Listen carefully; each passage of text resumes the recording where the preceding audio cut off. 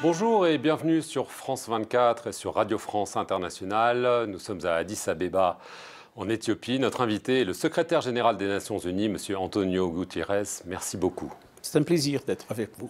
Avec moi pour vous interviewer, Christophe Wabouvier de Radio France Internationale. Monsieur le secrétaire général, bonjour. Bonjour. Nous allons commencer avec la Libye. Évidemment, c'est un sujet dont on parle énormément. Il y a eu un round de négociations entre militaires des deux camps à Genève pour parvenir à un cessez-le-feu. On n'y est pas parvenu. Qu'est-ce qui bloque ? Bon, on a beaucoup progressé et d'accord avec notre envoyé spécial, il y a une attitude constructive des deux parties. Il y a encore des questions à régler. Il y aura une nouvelle réunion. Questions sur les problèmes du désarmement des groupes, questions sur les positions finales des deux forces. Mais je crois qu'au moins il y a un espoir. Cet espoir d'ailleurs dans un cadre qui est un cadre très préoccupant. On a eu à Berlin une réunion qui fut une réunion exceptionnelle où tous les pays qui ont un rapport direct ou indirect avec le conflit libyen ont accepté qu'il fallait ne pas intervenir dans les questions internes de la Libye et qu'on devrait respecter l'embargo des armes qui correspond à une décision du Conseil de sécurité des Nations Unies, qu'il fallait que la trêve puisse continuer. Et la vérité, c'est que le lendemain, tout le monde a un peu oublié les compromis de Berlin. Et on a vu les combats recommencer et on a vu des avions qui continuent à descendre et à Benghazi et à Misrata avec du matériel et probablement aussi avec des gens qui essaient de renforcer les deux côtés. Alors, ça c'est un scandale, naturellement, et c'est une chose qui nous préoccupe énormément. En tout cas, la vérité, c'est que les trois volets de négociation sont en cours. Le premier volet, le volet sur l'économie, a eu sa première réunion et on prépare la deuxième. Le volet militaire, on fait des progrès, on va voir. L'objectif, c'est réussir à transformer la trêve en cessez-le-feu et après continuer pour une stabilisation naturellement complète de la situation militaire. Et le troisième, le volet du dialogue politique, les deux chambres ont choisi leurs représentants. Nous sommes en train de choisir le troisième groupe qui représentera la société civile.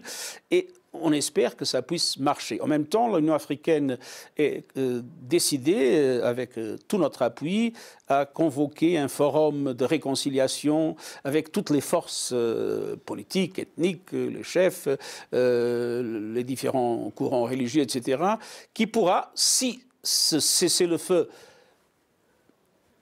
finalement, si on le réussit, et si ces volets de dialogue font des progrès, qui pourra après consolider ce qu'on voudrait, un processus de paix sérieux en Libye. Mais pour ça, il faut que cette intervention externe puisse terminer.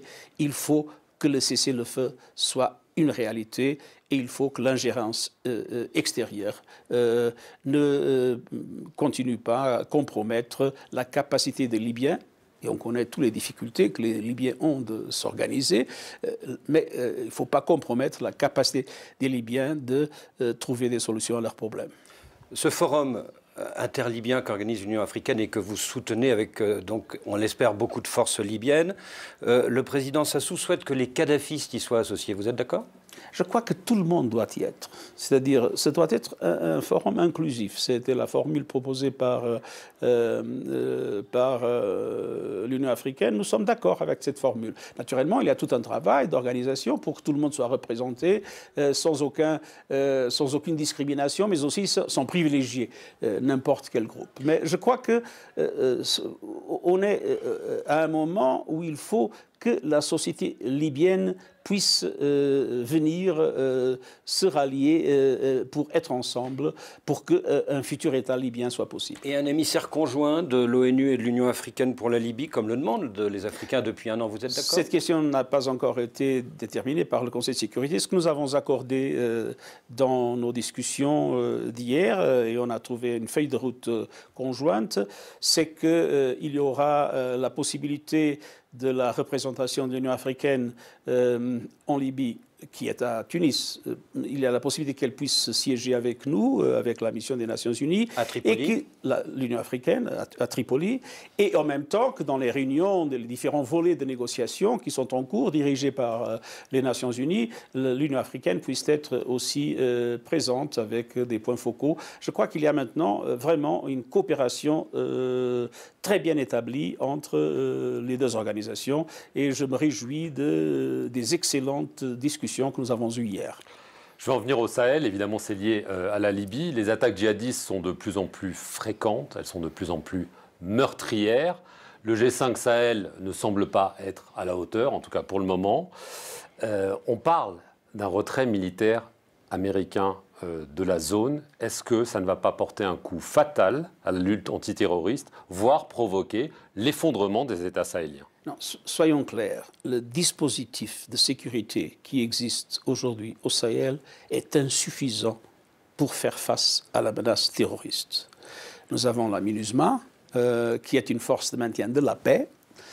Nous avons le G5 Sahel, nous avons l'opération française Barkhane, il y a une présence américaine au Niger. Tout ça ensemble est insuffisant. Naturellement, si une des parties sort, les difficultés seront encore pires. Et je crois qu'il faut reconnaître que le terrorisme est en train de gagner, que ce qui se passe au Burkina, au Mali et au Niger est une tragédie humanitaire et d'ailleurs avec un impact terrible sur les États eux-mêmes. Il y a un risque d'effondrement J'espère que non, mais il y a un risque réel que la présence de l'État soit encore plus réduite qu'aujourd'hui. Il faut, à mon avis, absolument comprendre que quand il y a une situation qui est une situation de terrorisme, qui est une situation où la paix n'existe pas, il nous faut une force pas de consolidation de la paix, il faut une force d'imposition de la paix et une force contre-terroriste qui doit avoir la capacité militaire suffisante, qui doit avoir un mandat clair du Conseil de sécurité sur chapitre 7, et on a perdu cette bataille récemment, comme vous le savez, et qui doit avoir un financement garanti avec des contributions obligatoires, comme nous avons proposé, et ça n'a pas été reconnu. Je crois qu'il faut à un moment donné que ça change. Parce que, comme je vous ai dit, le dispositif sécuritaire dont nous disposons ensemble est insuffisant et le terrorisme progresse. Il progresse au Sahel, il progresse vers le sud. Et j'ai été avec le président du Ghana, le président de la Côte d'Ivoire, du Bénin. Ils sont très préoccupés avec cette avancée progressive. Il y a une liaison avec le lac Tchad et la situation dans le lac Tchad est aussi très difficile. Et maintenant, nous avons des phénomènes complexes de nature terroriste et au nord du Mozambique et en RDC. Et c'est évident qu'il y a des rapports, c'est évident qu'il y a un réseau qui se propage et il faut prendre ça au sérieux. Et à mon avis, jusqu'à présent, ni au Conseil de sécurité, ni dans la logique de ceux qui ont une capacité pour aider les Africains à créer un mécanisme efficace, on n'a pas eu la conscience suffisante des risques. Ce sont des risques pour le Sahel, des risques pour le continent africain, à mon avis, des risques pour nous tous. Mais monsieur Moi, le je suis général, très préoccupé. Ça fait des années que vous plaidez pour ce mandat robuste, pour ce financement obligatoire. Ça fait des années que vous en parlez au président Trump. Et je continuerai à me battre pour ce que je crois.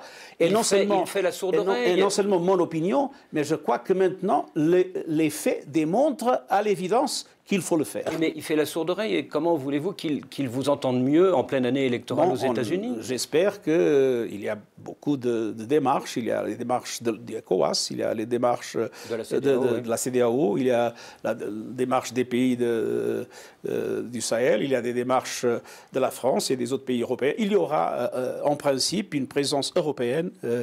On pense à une force, même si relativement réduite, de force spéciale. Alors, je crois qu'il y a une conscience accrue et à mon avis, il faut que les États-Unis aussi comprennent que nous avons besoin d'un mécanisme sécuritaire fort. Parce que ce mécanisme ne protégera pas seulement le Sahel, comme je vous ai dit, il est essentiel pour le continent africain et il est essentiel pour nous tous. Et en Europe, nous sommes vraiment, comme vous le savez, très proches.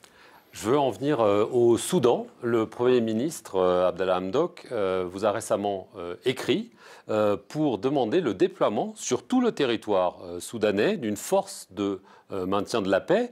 Alors, c'est évidemment au Conseil de sécurité d'en décider, mais je voulais savoir si vous en avez parlé aux autorités soudanaises et si vous y êtes, à titre personnel, favorable. Non. D'ailleurs, il y a une discussion sur la nature de la mission. Je crois que ce sera très probablement une mission essentiellement de nature politique.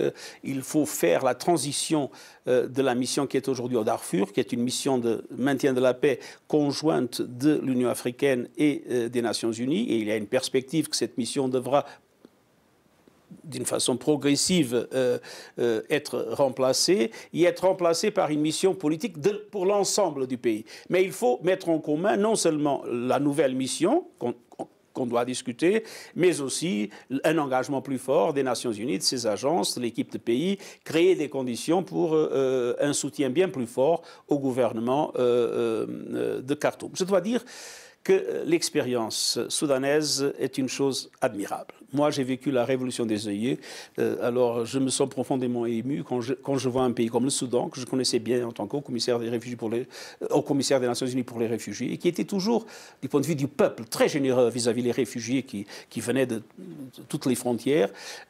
Voir ce peuple être capable de construire une démocratie dans les circonstances extrêmement difficiles de l'économie et de la situation sociale et humanitaire est quelque chose que la communauté internationale doit appuyer à fond.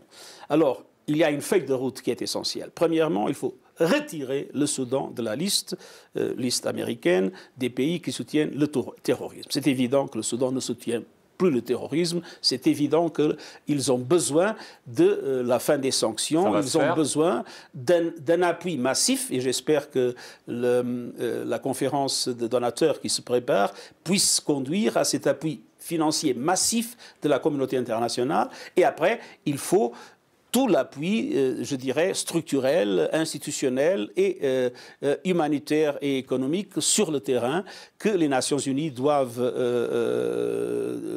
apporter et dont la négociation pour une nouvelle mission qui s'adresse à l'ensemble du Soudan sera au centre de nos préoccupations communes. Mais il y a un dialogue absolument exemplaire avec le gouvernement soudanais. Une dernière question, Monsieur le Secrétaire général, sur l'Afrique de l'Ouest. Cette année, il y aura au moins dans cette sous-région africaine 3 élections qui suscitent la controverse. Au Togo, le président de la République sollicite un 4e mandat. En Guinée, en Côte d'Ivoire, on prête au président sortant l'intention de briguer un 3e mandat. À chaque fois, il y a eu soit un changement, soit une révision de la Constitution. Est-ce qu'il y a recul de la démocratie en Afrique de l'Ouest? J'espère que non. J'espère que tous ces pays puissent avoir un dialogue politique permettant un consensus démocratique. Et j'espère que les mécanismes institutionnels qui existent puissent fonctionner pleinement. Tous les instruments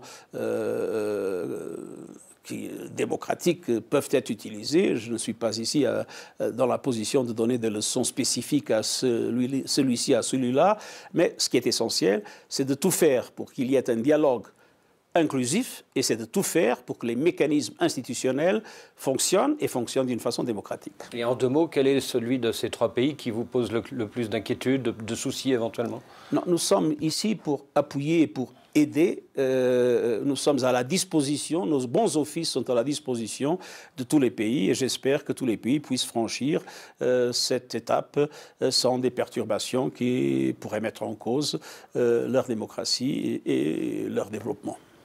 Merci, Monsieur le Secrétaire général, et merci à vous d'avoir suivi cet entretien sur nos 2 chaînes, sur RFI et sur France 24.